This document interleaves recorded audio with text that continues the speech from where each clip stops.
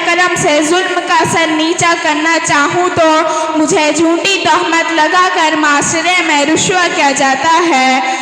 हक के लिए ज़ुबान खोलूँ तो मेरी ज़ुबान खींच ली जाती है। मैं वो औरत हूँ जो आज भी तलक का धब्बा लिए ना जाने क्या क्या सहती हूँ। तलक मर्द है मगर तलक की आफत में कहलाती हूँ। ऐसे में मुझसे कहा जाता है मैं रहमत हूँ, मलका हूँ, जन्नत मेरे कदमों तले मिल जाएगी। जब जन्नत मेरे कदमों तले रख दी गई, तुम इस जन्नत का एहतराम नहीं कर पाए तो तुम इस जन्नत के रब से कौन से जन्नत का तलबगार हूँ।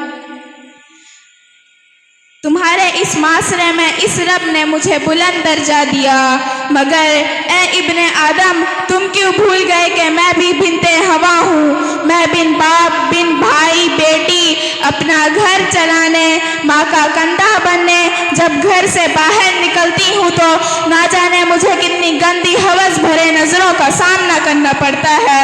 ऐसे में मैं सवाल करती हूँ, क्या मैं रहमत हूँ?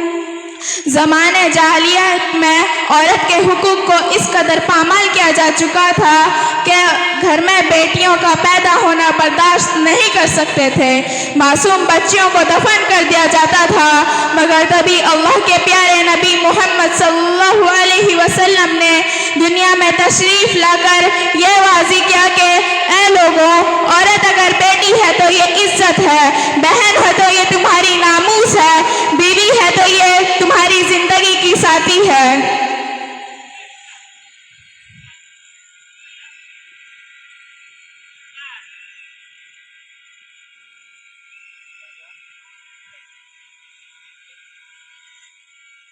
और अगर ये माँ है तो तुम्हारे लिए इसके कदमों तले जन्नत है।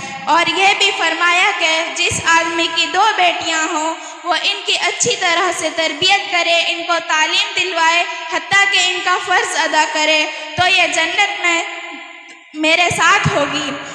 जिस हाथ के 2 उंगलियां एक दूसरे के साथ होती है, गोया बेटी के पैदा होने पर जन्नत का दरवाज़ा खुलने की बशारत दी गई। अल्लाह के नबी सल्लल्लाहु अलैहि वसल्लम ने फरमाया, जिनकी बेटियां हैं वो शख्स इनको अच्छी तरह से परवरिश करे, इनको दीनी तालीम से आरास्ता करे, वो शख्स जन्नत में जाएगा। मेरे मोहतरम पर्दा नशीन माओ बहनों, अपने वकार को समझें, अपनी बच्चियों को पर्दे की मोहतमाम के बारे में पर्दे की मोहतमाम कराएं और इनको दीनी तालीम से आरास्ता कराएं। मैं और दुआ भी करें कि अल्लाह ताला मुझे भी शरीयत का पाबंद बनाए, 5 वक्त की नमाज का पाबंद बनाए। मैं इतनी में अपनी बात को ख़त्म करती हूँ। व आखिरी दावाना अल्हम्दुलिल्लाहि रब्बिल आलमीन। अस्सलामु अलैकुम।